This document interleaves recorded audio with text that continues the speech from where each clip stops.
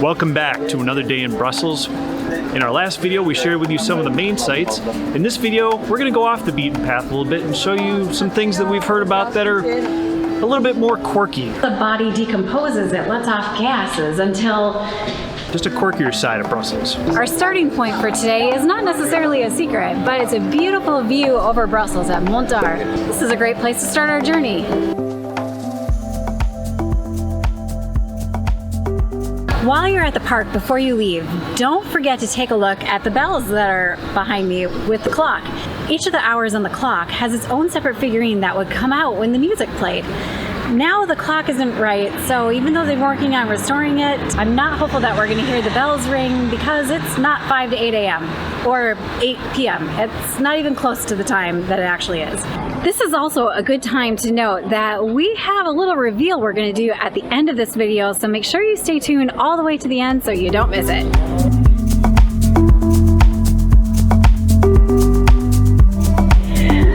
Right outside the train station is this awesome Smurf mural on the ceiling. And it'll make you do this and this. You kind of have to do some acrobatics to see it, but wow, it's so cool. Beer! Oh, this is like all the best of Belgium. Look, here's waffles. Fries! Chocolates! It's so hard to fit everything into one shop, but this is so cool. I must come back and stay here. It really makes me look forward to stopping at the Comic Art Museum later. This is one of the coolest things that we've seen in Brussels, that all of the Smurfs are so much fun to look at. I could sit here looking at them for a really long time, but we don't have time. It's time to go on to the next thing. Let's go.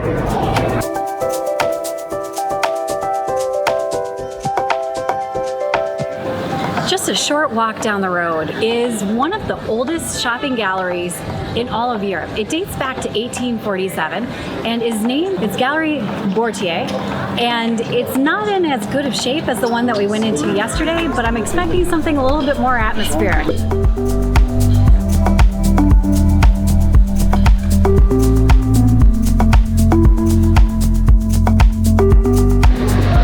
Even though we're seeking out some unusual things today here in Brussels, we still have to try some chocolate.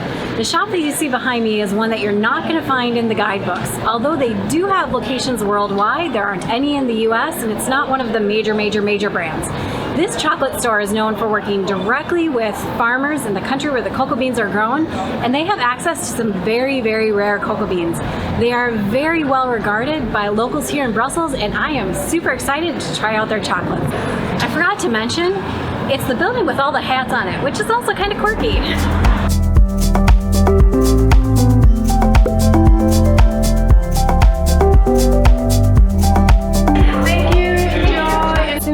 We were given a little taste of what they do with the cocoa shells afterwards, and it turns into this amazing drink. It tastes like chocolate, but it's not. Oh, it was incredible. They do not sell, like, you can't go in and buy a single chocolate, so unfortunately we had to buy a box. So let's see if they are worth the hype. There's only one of each flavor, so we have to share each of them. So here goes a half a piece of chocolate. Oh my god. You think you took more than half?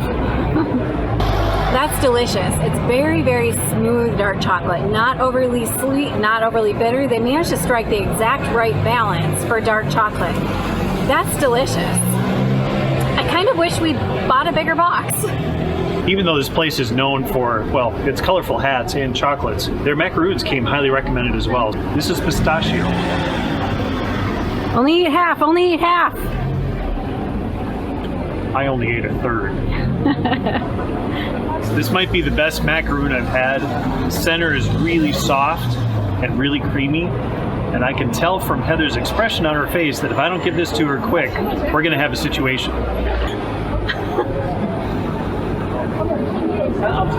That is really good. Might be the best I've ever had.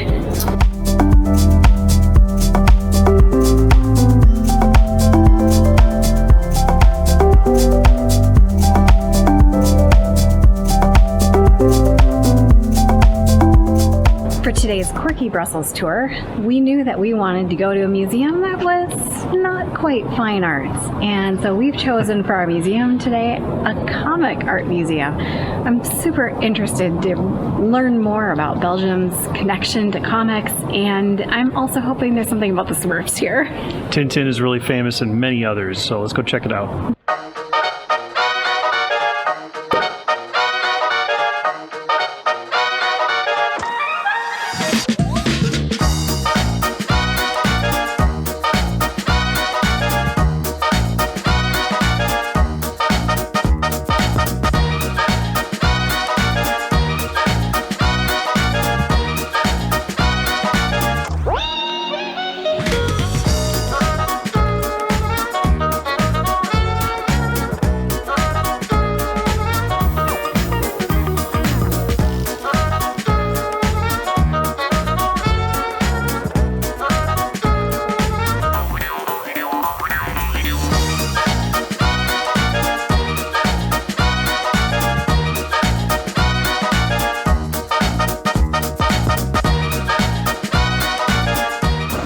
That's a fitting end for the comic museum.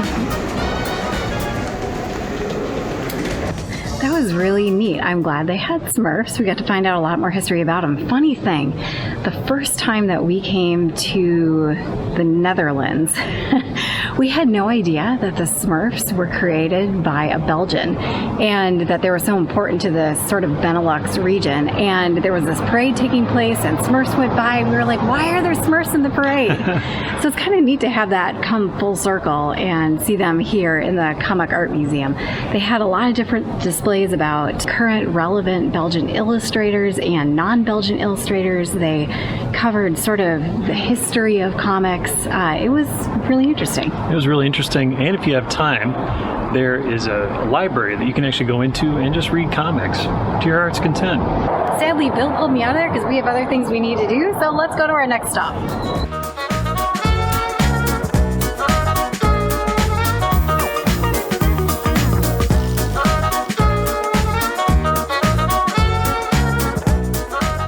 I was taking a walk through this neighborhood the other day and I found this thing they called a Clos. It sounds like a little courtyard, and if you ask permission from the right person across the street, they'll give you a key. So we got the key. We're gonna go check it out. This is the courtyard of the Clos. I'm talking kind of quietly because we are the only people in here, thanks to our key that we got across the road. The only people here, and there's benches, and I can hear silverware, so some people are getting ready for dinner. This is a really nice escape.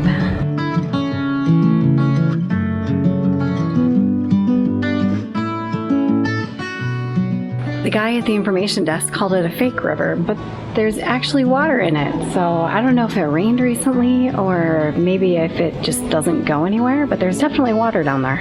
If you're looking for a quick break from the crowds, this is a really easy and free courtyard to drop into. So if you're in the area, we would recommend it. It's maybe not something I'd travel across town for, but definitely if you're nearby, stick your head in.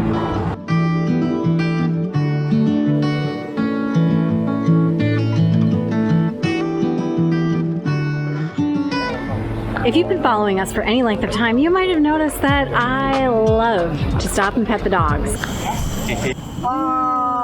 It's a lazy day here at the winery.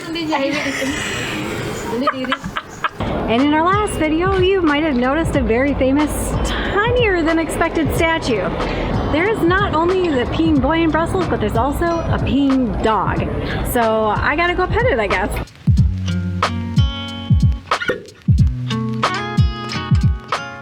I am happy to report the dog is life-size, unlike the child.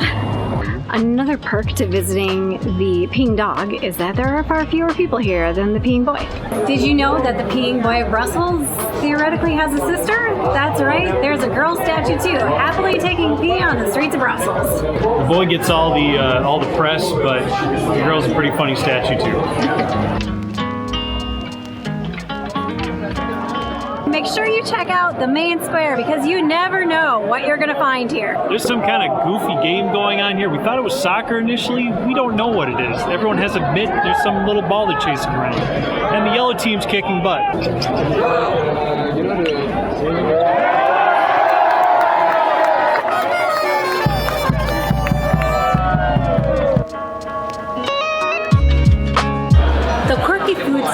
we recommend for your DIY quirky tour of Brussels is Mary's Chocolate.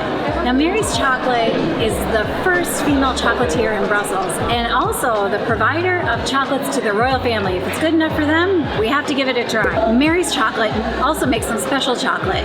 Pink chocolate. It's really a chocolate. It's not white chocolate, it's not dark chocolate, it's not milk chocolate. It is pink chocolate, a completely different variety of cocoa bean. And I'm super curious to see what this tastes like.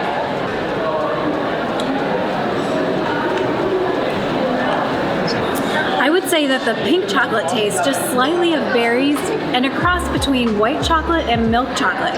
It's a very distinctive flavor that is different from other chocolates that I've tried. It's really kind of fun to try something so unique.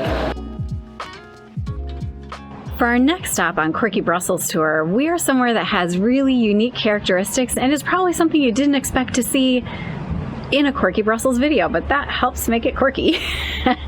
We are at a site outside of central Brussels, and it is not the gorgeous church you see behind me. It's a cemetery. There are some really unique things at the cemetery, and we can't wait to see them.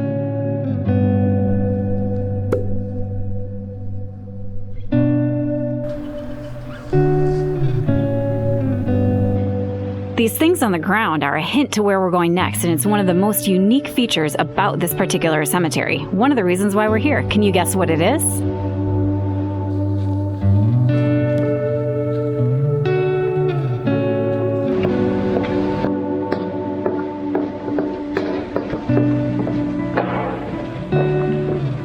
Oh wow, it's really big. Wow. That's right, we are at an underground crypt. It's a little bit echoey down here. It's huge. This underground crypt is the only one like it in Europe, and it takes up around 1 hectare of underground space. It's massive. Wow. It's very long, maybe 2 or 3 city blocks. We'll put the rough dimensions here in addition to what she said about it being 1 hectare, but it is really enormous. Since it's the only one like it in Europe, it's easy for us to say we've never seen anything like this. Right.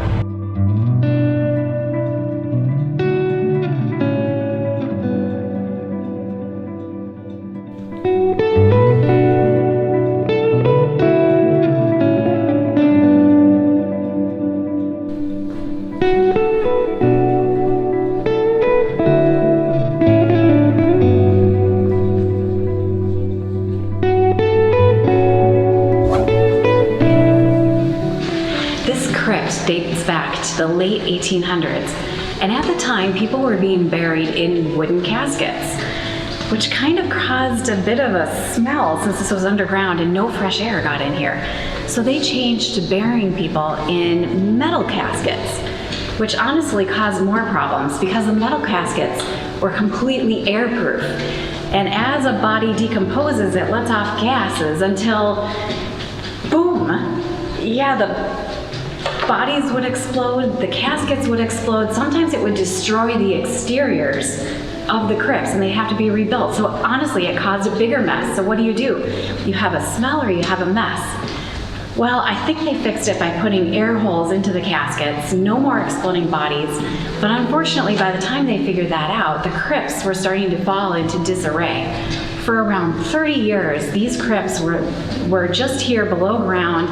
They were a mess of cobwebs and plants and who knows what else was down here, until the city started cleaning this up very recently, about 12 years ago or so, and they completely renovated it so that we're able to see it and walk through it and pay our respect to the people who went before us. I'm glad there's no more exploding bodies. It's really neat down here. Remember the gallery that we were at earlier today? Well, the fellow that's named after is buried right here. His statue used to have a head, maybe it's being restored.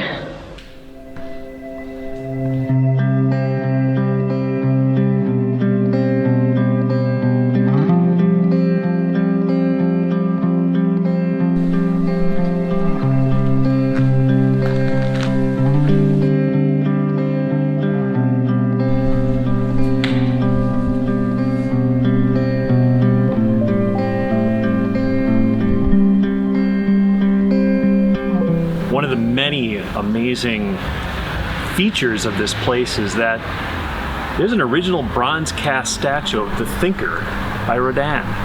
We didn't expect to see this at all. In fact, we thought the only original one was in Paris.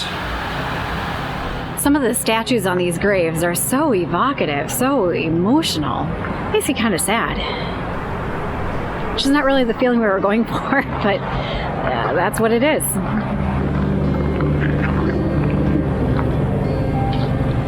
Died at age 24, a soldier. If you decide to visit the cemetery, it's well worth the ride out here. It's not very far from central Brussels, 15 or 20 minutes by metro, and it's free to come into. There are free bathrooms just inside the gate, and they're public free bathrooms, which might be a first for us on this trip. Last tip, make sure that you check out the hours for the beautiful church behind me, because it is closed while we are here and it looks amazing, and it is the site of the Royal Crypt. They have some posh surroundings that we were not able to have access to. Next time. Well, we hope you enjoyed the quirkier side of Brussels. We mentioned at the beginning that we would have a secret we'd say at the end. Did you catch it throughout the video? You might have caught on to it. The secret is sometimes it takes us 2 days to film a one-day video, and we have to go back through the footage to check what we're wearing to make sure everything matches. This is one of those videos. We ran out of time on the first one, so some of the scenes you've been watching throughout this video are filmed on different days. If you have an eagle eye, you might have spotted some of the differences, and comment below if you did, because they're there. Don't forget to like and subscribe. We've got a lot more coming from Belgium.